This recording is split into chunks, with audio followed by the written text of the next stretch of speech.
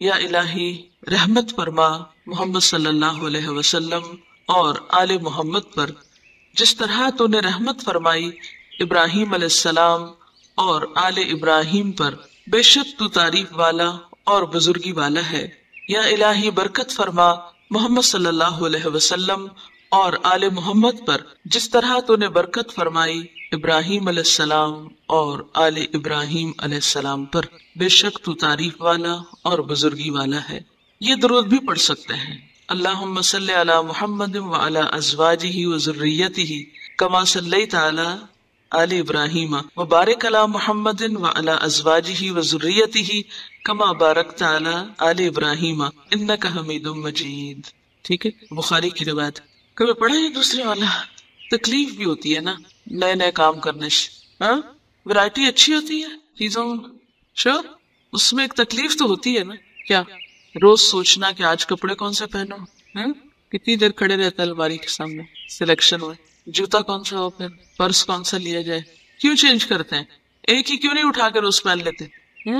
Change اچھا لگتا ہے تو صرف دنیا کے کاموں میں، نماز کے مختلف اذکار میں بھی چینج اچھا لگے گا آپ کو، لیکن ہم دنیا کے کام کرتے ہوئے چینج میں وقت لگانے کو کوئی برا نہیں مانتے، تکلیف اٹھانے کو عین سعادت سمجھتے ہیں، لیکن اگر ہم واقعی سوچے نا کہ اچھا آج درود شریف کون سا پڑھنا ہے تو ہم گھبرا اٹھے گا اور نماز لمبی ہو جائے گی، جلدی کرو۔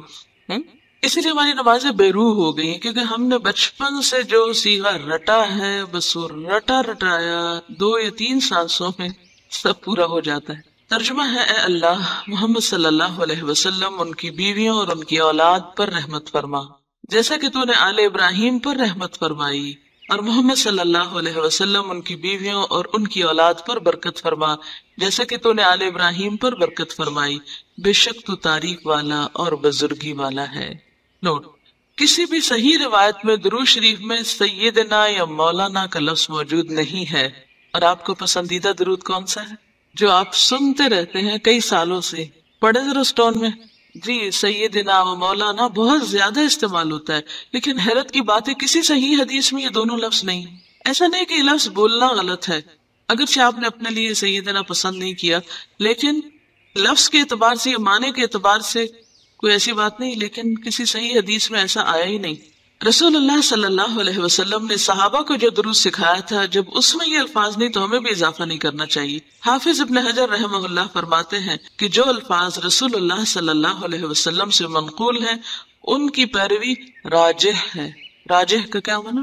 اس کو ترجیح دی جائے گی۔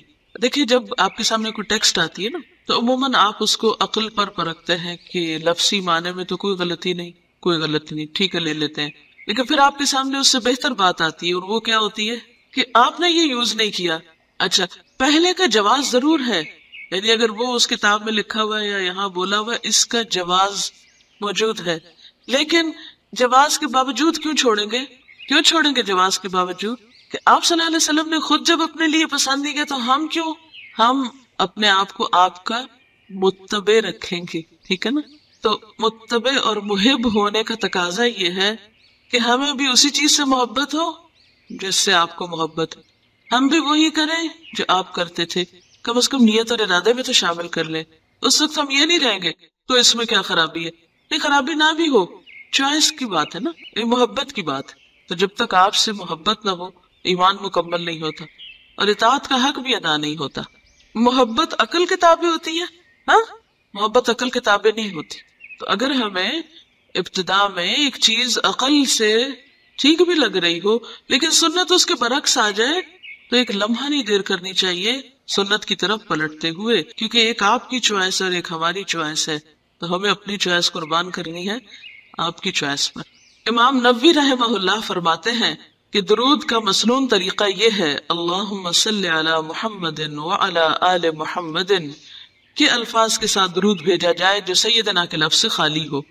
حضرت ابو طلحہ رضی اللہ عنہ روایت کرتے ہیں کہ ایک روز رسول اللہ صلی اللہ علیہ وسلم صحابہ کرام میں تشریف لائے، آپ کے چہرے پر خوشی کے آثار نمایاں تھے، آپ نے فرمایا کہ میرے پاس جبریل آیا اور اس نے کہا تیرا پروردگار فرماتا ہے کہ اے محمد کیا تجھے یہ بات خوش نہیں کرتی کہ تیری امت میں سے جو شخص تجھ پر ایک بار درود بھیجتا ہے میں اس پر 10 بار رحمت بھیجتا ہوں، اور تیری امت میں سے جو تجھ پر ایک بار سلام بھیجتا ہے میں اس پہ 10 بار سلام بھیجتا ہوں۔ آپ تو کسی کو سلام کرتے ہیں ایک بار، اور اگر آپ اللہ کے رسول صلی اللہ علیہ وسلم پر سلام بھیجے تو اللہ تعالیٰ آپ پر 10 بار سلام بھیجتا ہے۔ کتنی بڑی سعادت ہے جس سے عام طور پہ لوگ محروم رہ جاتے ہیں۔ ویسے تو روز ہی پڑھنا چاہیے، لیکن جمعے کا دن خاص طور پر درود شریف کو پڑھنے کا دن ہے۔ اچھا، آپ کیوں خوش ہو رہے تھے یہ حدیث سناتے ہوئے؟ اس کی کیا وجہ؟ سوچئے آپ کے دل پہ کیا گزری جب یہ حدیث پڑھی؟ کیا وجہ ہوگی؟ اپنے امتیوں سے کتنی محبت تھی، حالانکہ امتیوں میں ہم جیسے ناخلف لوگ بھی شامل۔ یہ انکنڈیشنل محبت نہیں تھی، ہاں جو کل میں آپ سے کہہ رہی تھی کہ لوگوں سے انکنڈیشنل غیر مشروط محبت کرنا شروع کریں۔ جب ہمیں یہ پتا چلے کہ فلاں کو یہ کچھ مل رہا ہے تو ہمارے دل کی حالت کیا ہوتی؟ اگر ہمیں کوئی یہ آ کے بتائے کہ فلاں کو اللہ تعالی کی طرف سے ایسا اور ایسا انعام مل رہا ہے یا ملنے والا ہے یا ملے گا تو ہمارے دل کا عالم کیا ہوگا؟ ہاں ہم انعام چاہیں گے یا کچھ اور بھی چاہیں؟ ہاں فوراً جیلس ہونے لگتے ہیں۔ میں نے کسی کا قول پڑھا تھا کہ دوست کی تکلیف پر دکھی ہونا آسان ہے، دوست کی خوشی پر خوش ہونا مشکل ہے۔ سمجھ میں آئی؟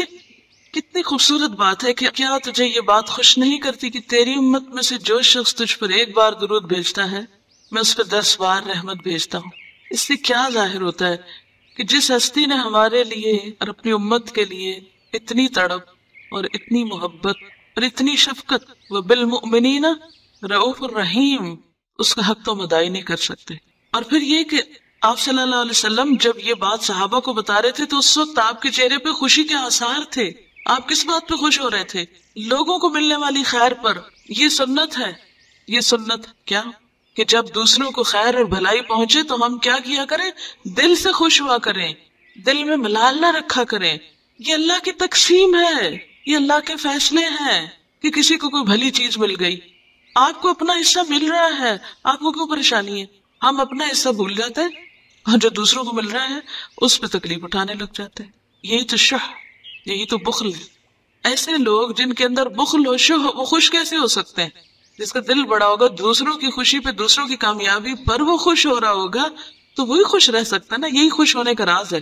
ہمارے بہت سے غم، گھٹن، رنج، تکلیفیں، پریشانیاں اسی بات پر تو مبنی ہے کہ ہم کسی کو ملنے والی خیر اور بھلائی پر خوش ہو نہیں سکتے۔ ہم کہتے ہیں ہمیں کیوں نہ ملی، اور صرف ہمارے لیے کیوں نہیں۔ ایک خاتون کو کسی سے بہت تکلیف پہنچی، بہت دکھی تھی، انہوں نے کس سے مشورہ کیا کہ مجھے کیا کرنا چاہیے، تو انہوں نے بتایا کہ تم اس شخص کے لیے استغفار کرو، اور ایسا کرنے سے ان کی اپنی کیفیت بھی درست ہوئی اور حالات بھی بدل گئے۔ اب آپ دیکھیں، ایک تو یہ ہے کہ آپ صرف اس غم کو لے کے، اس ناسور اور زخم کو لے کے بس اپنے آپ کو اذیت دیتے رہے، اور ایک یہ کہ دل بڑا کرے، معاف کرے، اس کے لیے بھی استغفار کرے، اور اپنا وہ جو کہتے ہیں نا تصدقت بعرضی، اللہ میں نے اپنی عزت بھی صدقہ کر دی کہ جس نے مجھے کوئی دکھ تکلیف دی میں نے اس کو بھی معاف کیا۔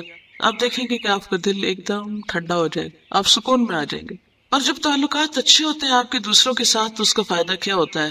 آپ کی کام میں برکت ہوتی ہے، آپ دوسروں سے بہتر فائدہ اٹھا سکتے ہیں اور ان کو بہتر فائدہ پہنچا سکتے ہیں۔ اور یاد رکھیے، کوئی اصلاح کا کام تنہا نہیں ہو سکتا، اس کے لیے ٹیم ورک ضروری ہے، اس کے لیے وتواصوا بالحق وتواصوا بالصبر ضروری ہے۔ جو لوگ یہ سمجھتے ہیں کہ وہ اکیلے بہت کچھ کر جائیں گے یا دوسروں سے بگاڑ کے بھی ان کا کچھ نقصان نہیں، وہ سخت نقصان میں۔ میں سمجھتی ہوں قرآن نے کیسے فطرت کے اصول سکھایا نا کہ جو ہماری باقی ضرورت ہے۔ والعصر ان الانسان لفی خسر الا الذین آمنوا وعملوا الصالحات وتواصوا بالحق وتواصوا بالصبر۔ صبر یہ جو انہوں نے کیا اس خاتون کے ساتھ وہ کیا تھا؟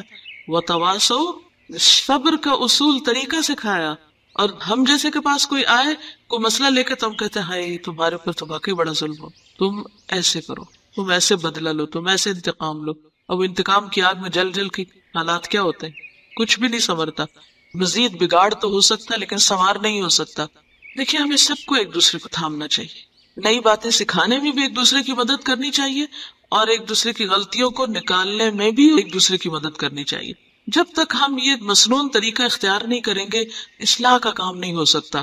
مثلاً آپ سب آج کل بڑی فکر میں ہے کہ نماز کیسے پڑھے، اتنی ساری چیزیں ہو گئی، ہمیں نہیں سمجھ آ رہی، ہم کنفیوز ہو رہے ہیں، ہم پاؤں کہاں رکھے، ہم ٹانگ کہاں رکھے، ہم کھڑے کیسے ہو، ہاتھ کہاں رکھے. اور وہ ایک آسان طریقہ بتاؤ، ہر شخص دوسرے کی مدد کرے.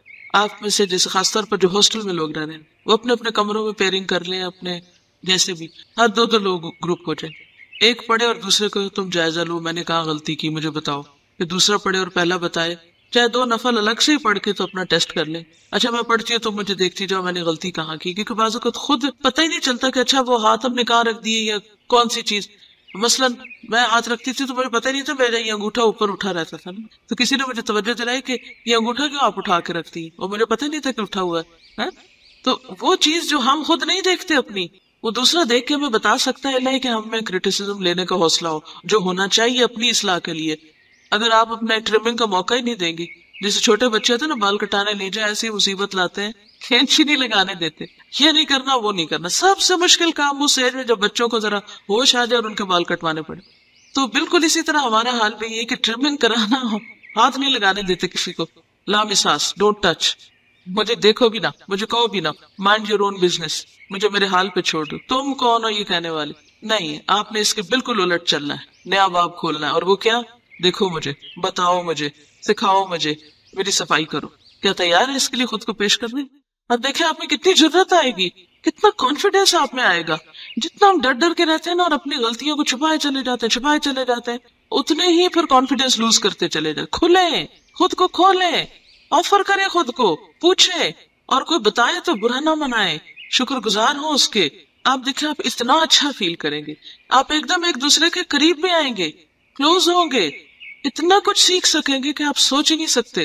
پھر آپ یہ بھی کر سکتے ہیں، ایک دن ایک کے ساتھ پیر بنائے، پھر وہ پیر بدل دے، پھر دوسرے دن دوسرے پیر دیکھیں کہ مختلف لوگ کس طرح دیکھتے اور سوچتے ہیں.